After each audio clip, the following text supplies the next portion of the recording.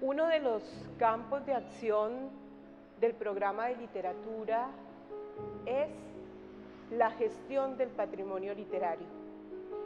En este campo aspiramos a que el estudiante pueda proponer proyectos de recuperación, difusión y valoración de obras literarias de autores regionales que permitan la preservación del patrimonio literario.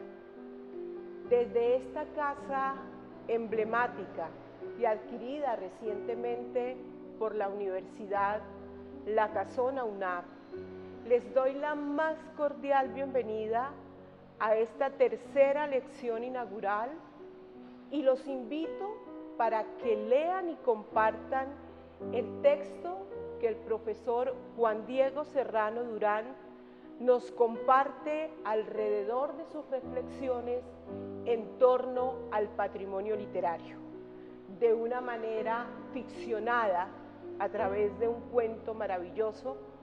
El profesor Serrano nos invita a caminar por esta senda de la preservación del patrimonio literario. Sean todos bienvenidos.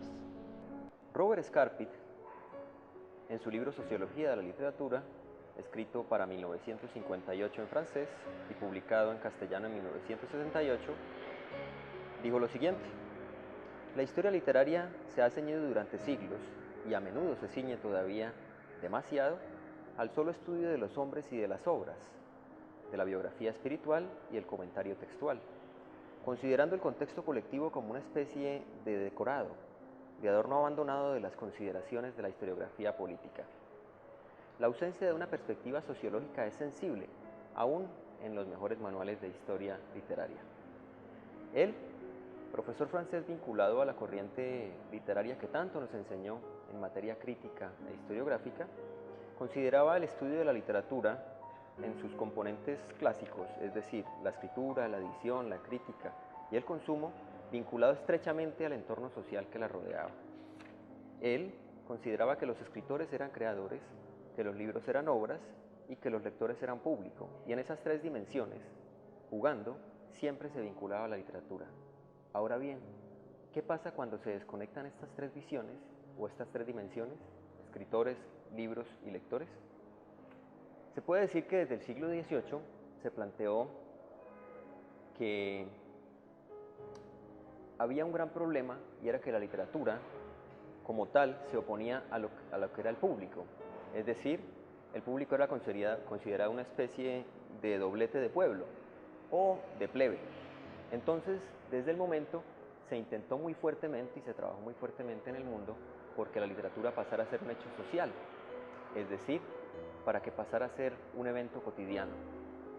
Desde ese momento, o el resultado, fue la literatura moderna como tal y la gran tribuna periódica y editorial que conocemos hoy en día.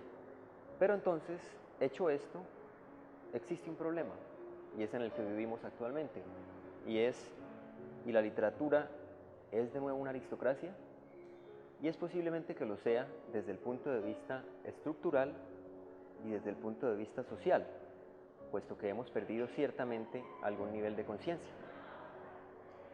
Entonces, aquí es cuando nos paramos y nos preguntamos, ¿qué es el patrimonio? ¿Qué podemos hablar del patrimonio?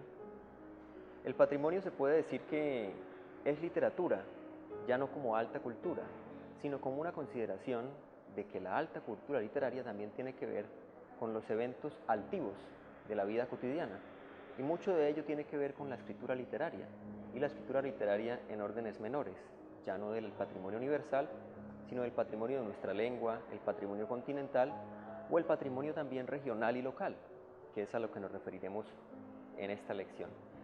Estimados estudiantes del programa de literatura y allegados al programa de literatura virtual de la Universidad Autónoma de Bucaramanga, en esta lección inaugural los queremos invitar a que reflexionen sobre el patrimonio literario o la gestión del patrimonio cultural literario.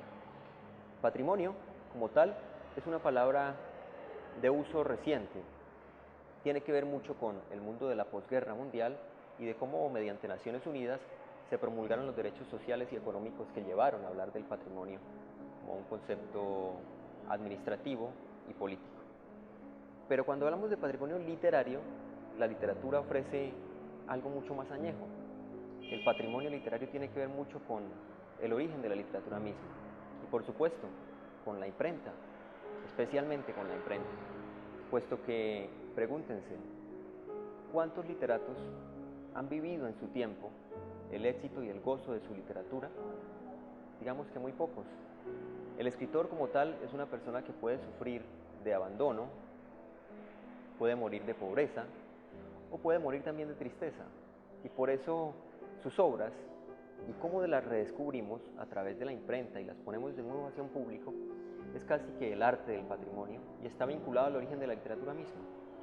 Por eso, la palabra rescate en vez de gestión es la palabra que utilizaremos. Ya no podemos hablar de gestión como una palabra que se defiende sola, sino el rescate como aquella contradicción que nos permite hablar del patrimonio como algo que debemos descubrir.